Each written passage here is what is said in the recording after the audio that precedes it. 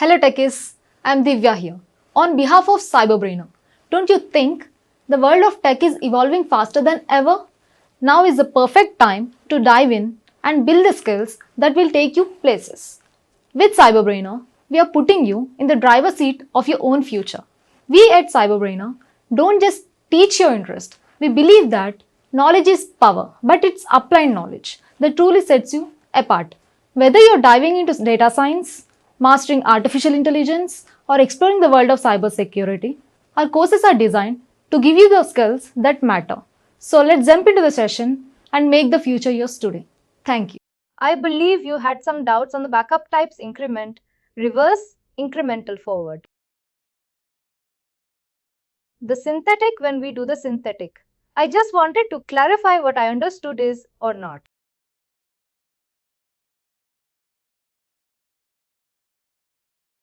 That's only one in that area when we do the synthetic. And we are not taking it for back. As we take a full backup, then incremental, and in the synthetic VV. When we choose the synthetic, we can schedule it in that what exactly happens is like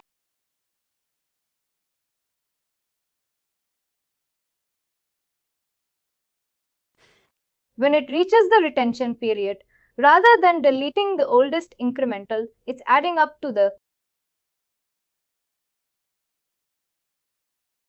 full backup. Is that the way it takes the next full backup? Yes, it gets merged with the full backup. Basically, synthetic backup is nothing but a GS backup. Every week it does a full backup. And also we have an option to do the full backup as well, isn't it? Correct. That is, you have to do it manually. When we tick that box, the full backup one, and we not schedule it. Let me open up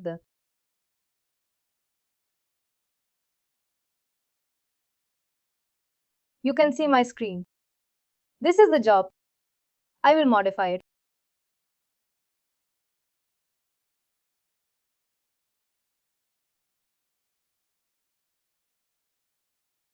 You see here we have options. Keep certain full backups longer for. Configure. Keep weekly full backups for 12 weeks. Keep monthly full backups. Full backup.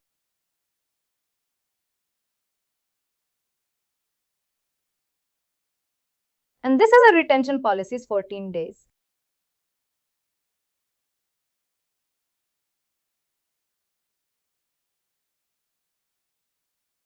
Create active full backups period.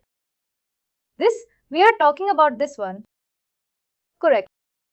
Yes, we have options we can configure. And also we can take these in the tick as well as in the code. You can do in the forward incremental correct.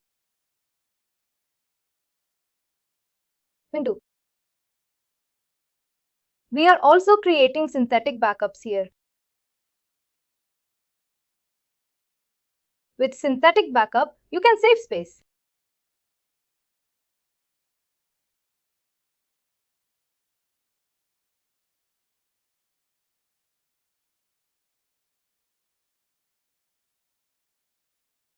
When we do the restore,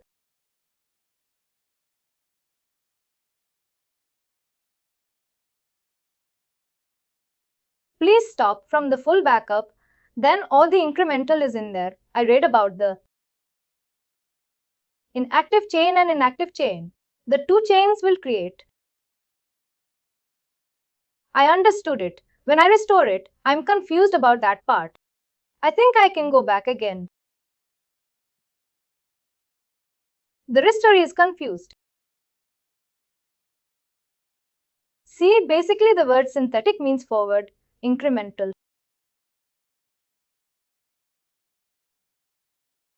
By default, you will have forever forward. Synthetic means forward. Incremental, which means forward, means what it does. It will have a weekly full backup. That's it. Every week you will have a full backup for synthetic for a forever forward. You will not have weekly full backup. You will have only one backup, then remaining all incremental. Whenever you hear the word synthetic, you should say that synthetic means forward, incremental. That's for the critical systems, isn't it? Yes. Critical systems, you can say, because they don't want to take a risk. They will definitely have one full backup every week, just in case if the server crashes or anything happens. They will have a full backup. And restore again is the same. It will pick up the last full backup and the last incremental backup and restore it.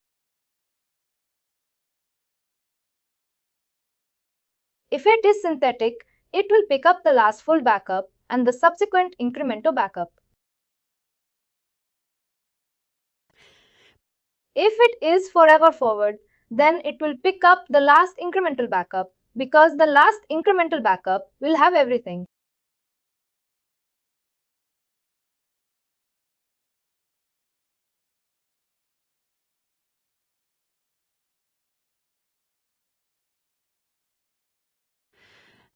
And as I mentioned, by default, most of the customers, they go with the default option, which is incremental recommended. In that, those two boxes are unticked, isn't it? They are synthetic and active. These are not picked by default. You have to take it.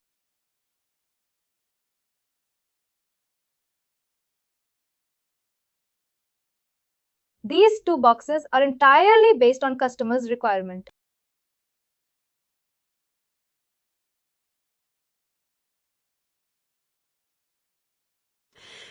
And the other boxes which you see here, maintenance, that is, if you want to do a check, health check.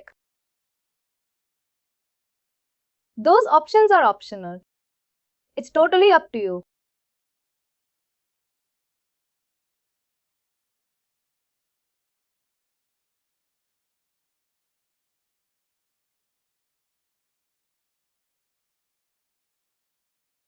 That was about the backup.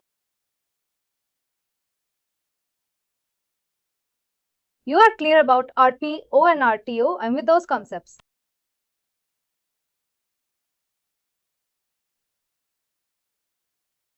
We know the file share. The file share folders backup.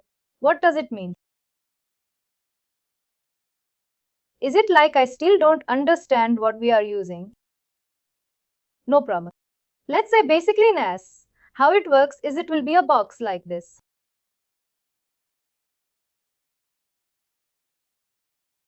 And inside the box you will have storage. Storage in the sense you will have hard disks. You will have base.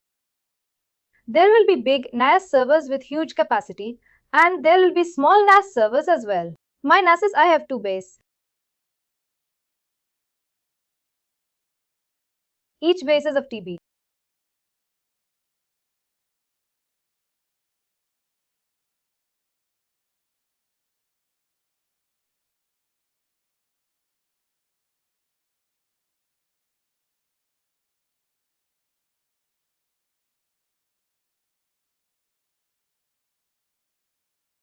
Now what we do is, because this is a NAS share, NAS storage, and NAS storage is Linux based.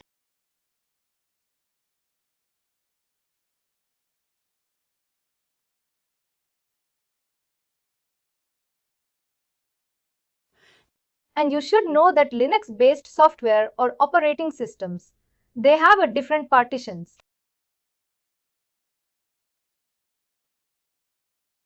They have a different file system.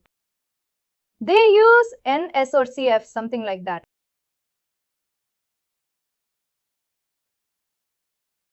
These are called shares.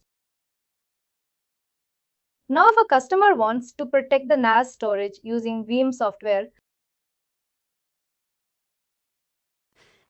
they cannot directly add this NAS server in Veeam by, as you're doing, by adding the IP address Like you're going to, for example, this is my server.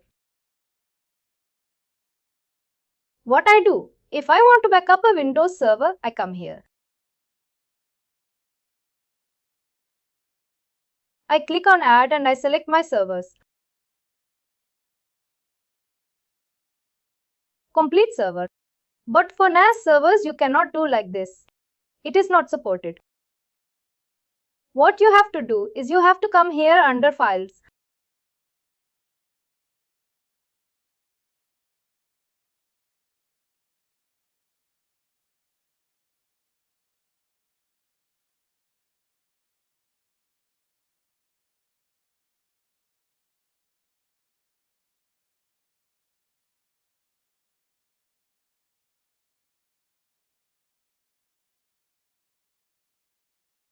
Maybe it's not giving me that option here because due to license issues. But usually what we do is we back up these NAS device as a share.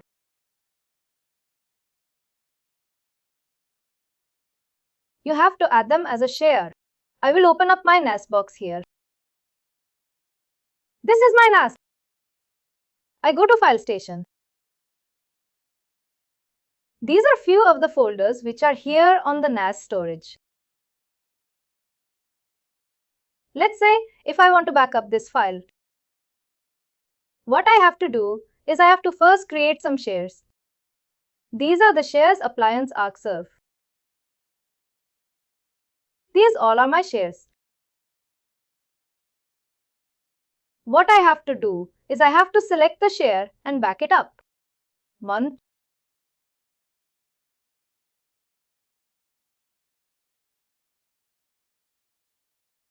These are the shared folders.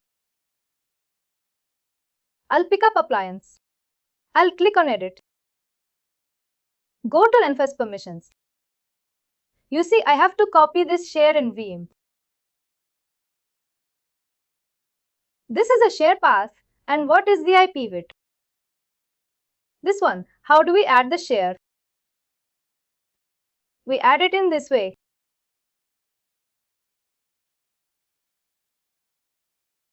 196283, then the share name.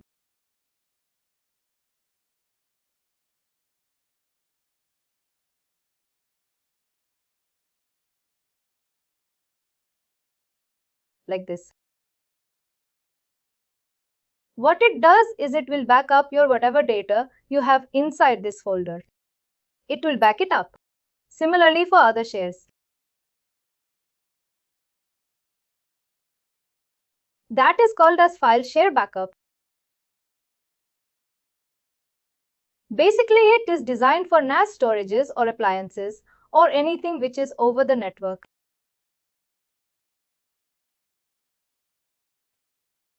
You may also have some shared files, shared folders. Even in Windows, you'll have some shared folders. For example, this is share this folder. Sharing share. Even this part, you can add it under file shares.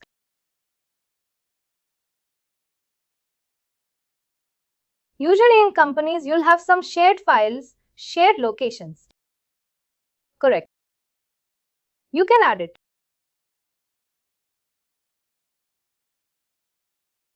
Because it's on a new version, it's not allowing me to create a share. It allowed me in the older version. I think it's an issue with the license. I'll try to sort that out. But if you want to practice on file shares, you can use the others of 11.8.200. And I think that has. I'm not sure if it still has the older version, but you can try with that. Are you clear with the file share? We have to create a share here. Basically in NAS, by default there would be shares. You just need to provide permissions. It will ask for permissions. When you try to add, it says you don't have permissions to add. There, we will be providing permissions. For example, this is my shared folder. I click on it. You see permissions.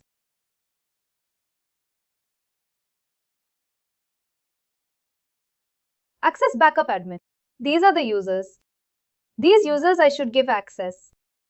You see, I've given the read and write access. If I don't give any access, then you won't be able to add. Just a moment.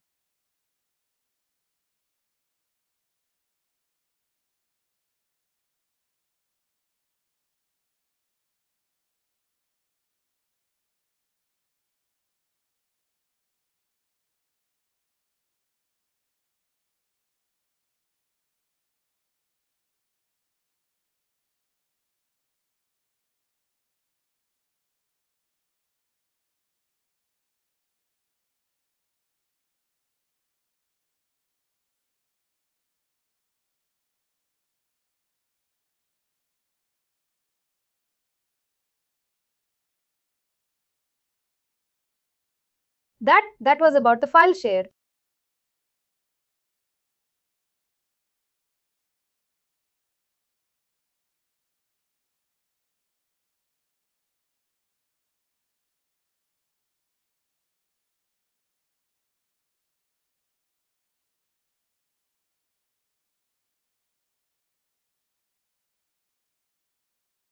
Hardened repository. Hardened repository. When I do the lab, I don't understand it correctly. It's become complicated. Initially when I did the lab, which lab is that? I can't even remember in terms of lab.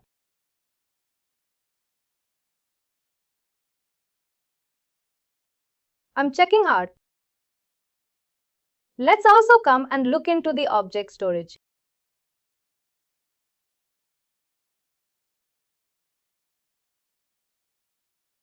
Object storage.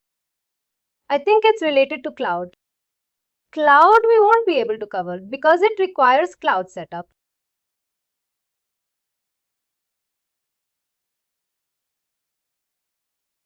Once I have the cloud setup, then maybe in the future I can cover that part.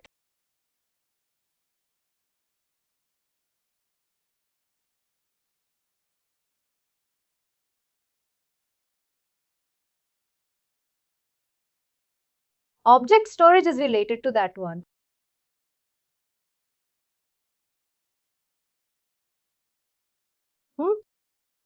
Report.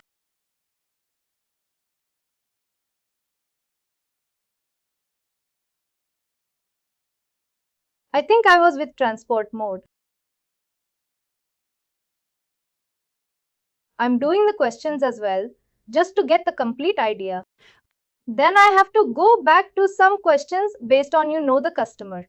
But then I try to do the lab. I'm like confused, especially with this immutability. I probably have some questions somewhere.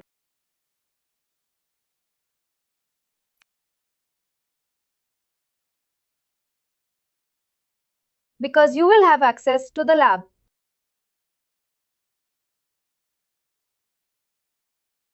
Definitely you can do the labs. Because usually I give in after the training, I give lab access to the students for a few weeks.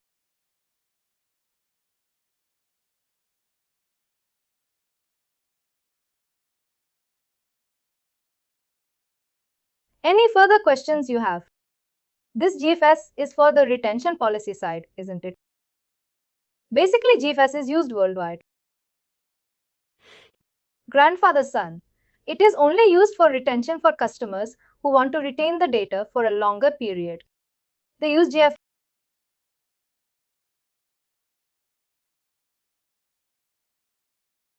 And one more thing is scale-out repositories.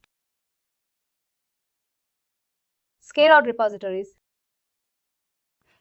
I don't know whether that's in our lab, the extend seal maintenance and the backway task kind of things. I don't know whether we covered that, but scale-out backup repository lab. You can add it because we covered the theory part. You can add the lab, but you cannot add a cloud. You can add other disks as well in the backup repository, for example. This is my server. Can you explain that, the performance, the capacity, and our card here? Can I? When I try to do something, I'm a bit confused about that. We can see that. One moment.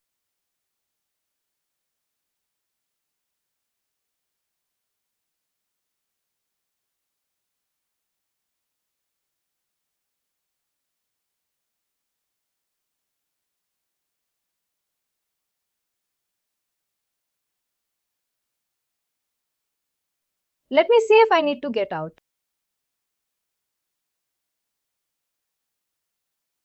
The scale of repository.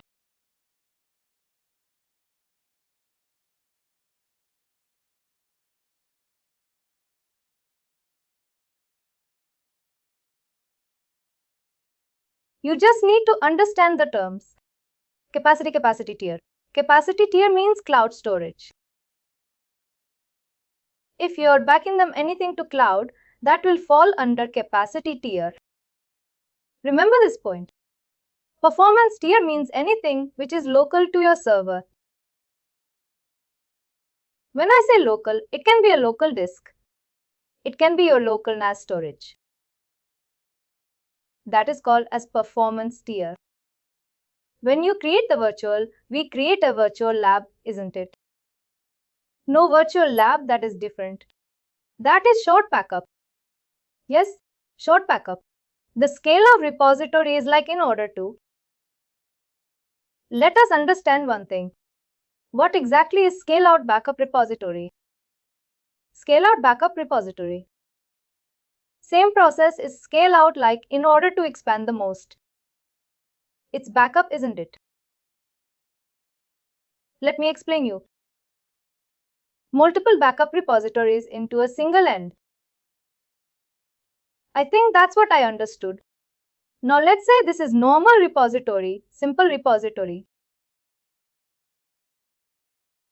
In simple repository, what happens?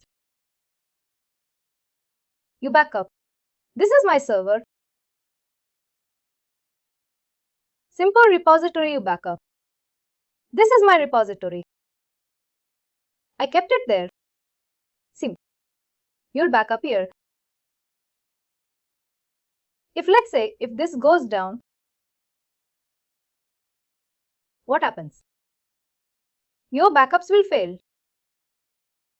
Because this is there's a single point of failure here. Now in scale out backup repository, what we do is, we will add multiple repositories like this, like this, like this. And what we do is we will group all these into. See, that becomes your scale out backup repository. Backup job will first try to back up to this. If this is not there, it will try to pick this one. Even if this is down, it will try to back up to this. Even if this is done, it will try to back up.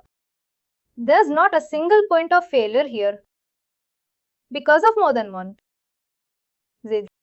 And what it does is it does some smart work. It will try to back up the data parallelly to these multiple storages that the backup completes quickly. Some part it will back up here, some part here, some part here, some part here. It will store pieces of data on all the storages.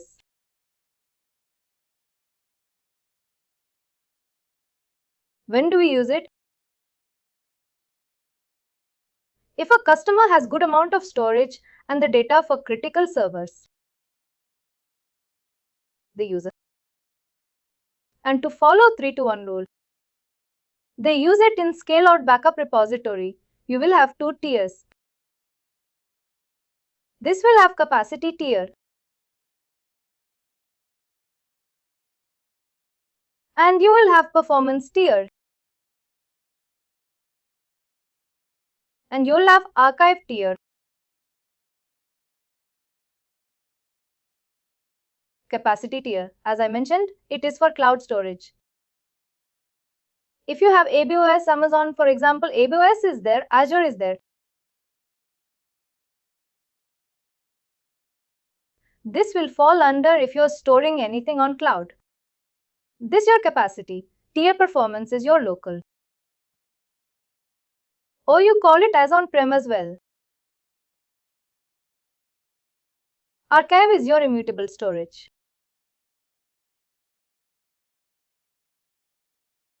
Or you call it as air gap. You remove the device from the network and you store it for years and years. I believe you're now clear about I think you know when I tried to do the lab, the capacity tier. I think we can do. It can include cloud and on-premises. Object storage.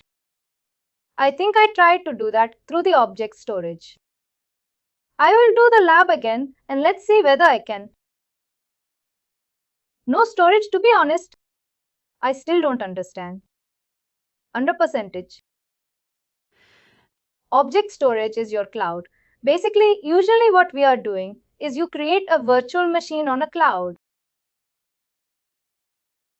From there, what you do is you attach your cloud objects or blocks onto a local server. That becomes your object storage. Unless and until you have that practical on object storage, you will not understand the concept. What I'll do is I'll try to create a trial object storage for better understanding.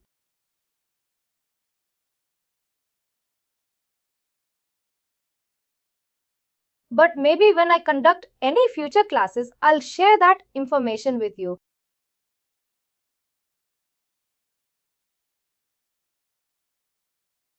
In your environment, are they using these? No, I don't think.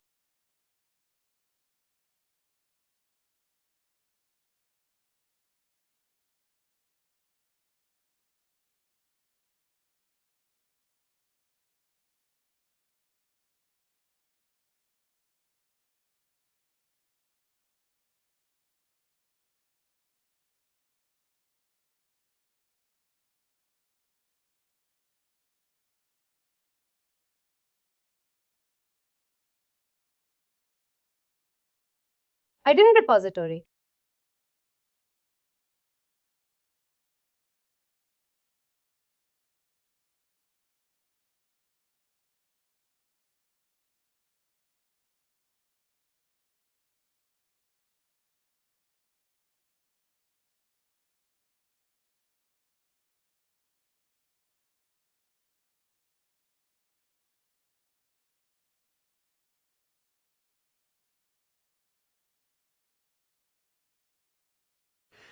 I think you know when I do the lab.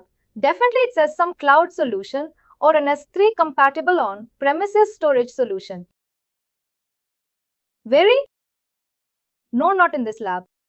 You know when I answer these questions, I try to do the lab. Then they were saying about we can do either a cloud solution or an S3 compatible on-premises storage solution. I don't know what is that S3. S3 compatible means S3 is cloud only. S3 compatible on-prem.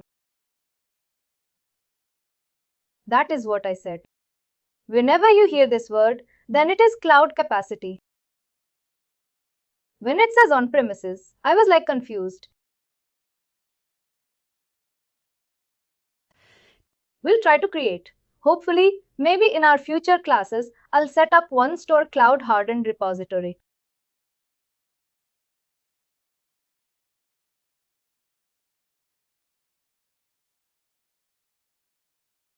Just backup copies.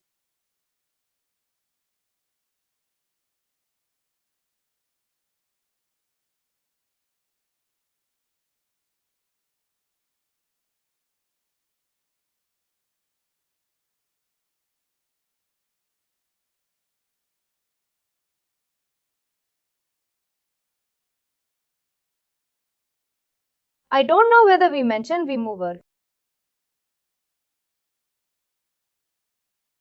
Which one?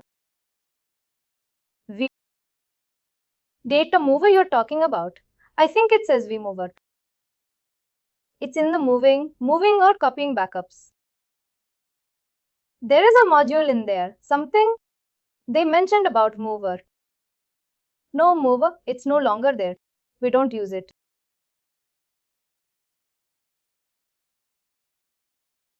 Is it not supporting the latest version? Or vMover, we no longer use it.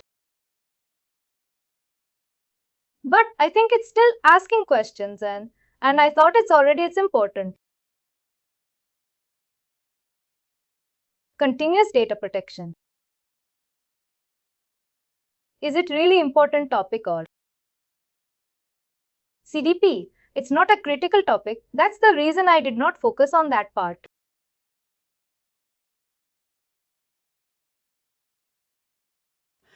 I think majority of the things in the exam syllabus is not. We are using it. That's why I'm not familiar with most of the questions. That will give you an insight on how the questions would be. But I don't think everybody's using all of those features in their environment. I don't know. Not at all. Basically, most of the questions would be related to your backup. Schedule only. For example, a customer, they will give you a scenario. And company wants to protect the data for many days. What backup will you recommend? Like that. You have to decide. Will you go for synthetic? Will you go for GFS? Will you go for normal, incremental, forward incremental, all these options? From every module, you'll have questions. You'll also have questions on scale or backup repository. Then you'll have questions, some part on replication, some part on restore, some part on Veeam Enterprise Manager, Veeam 1. I am not sure if I shared the information with you on how much percentage the exam questions would be on each module. Maybe I'll share it with you.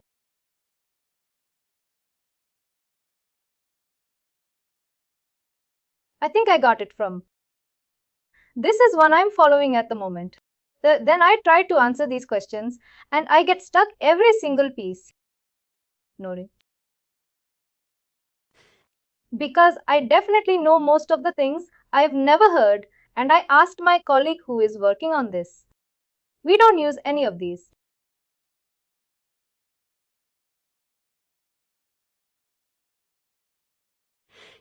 The main thing I need to know is for example, like I said before, I have to do a one-off backup before I do some maintenance on a server or something. And if something goes wrong, I need to restore it, kind of thing. That's the main thing I think I need to know, correct? See, whenever you're doing any maintenance updates, what you do is you either disable the job first and do the maintenance. After that, if anything goes wrong, you can restore it. You will have the restore points with the last restore. But usually what happens for Windows updates, maintenance, these teams, they will take a snapshot. I'm not sure who is in charge in your company. I used to do that, take snapshot, and not for database systems. We don't just dispatch it straight. You take a snapshot. Anything goes wrong, we want the snapshot. Why do you have to take a full back? Why do you have to use the backup? Sometimes they specifically mention to do the backup first as well, like a second. I understand. Because this happened to VDI systems when they patched. I think the one side all gone wrong. I don't know what happened to the VDI patching. They had to revert from backup. Since then, they said in certain servers, we need to take a backup as well before doing any maintenance. Understand?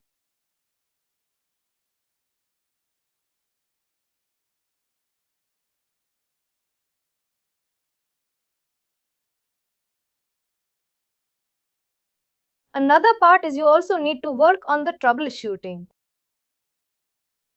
But once you get onto your job, you start working on it. You'll start reviewing the logs and provide solutions. Sorry, what did he say? Analysis. That is usually not covered in the trainings. But once you start working on Veeam, what I suggest is make a note of each and every issue like this. For example, application job fails. This is the error message you're getting, and what steps you have done, and what logs you have analyzed, and what solution did you provide. By using this, what happens? You can refer these solutions. Whenever an issue arises, you can refer these solutions. And you can apply it. What I did see, I updated the host file of the proxy server, which fixed the problem. Enable SH on Linux No.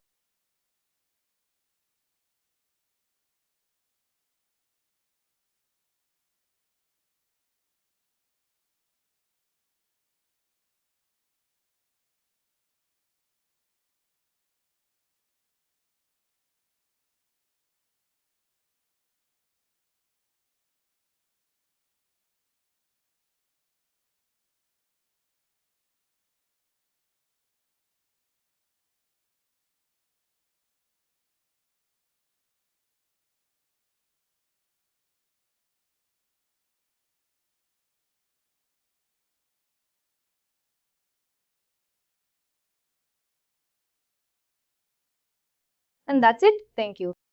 Please do like, share and subscribe to our channel.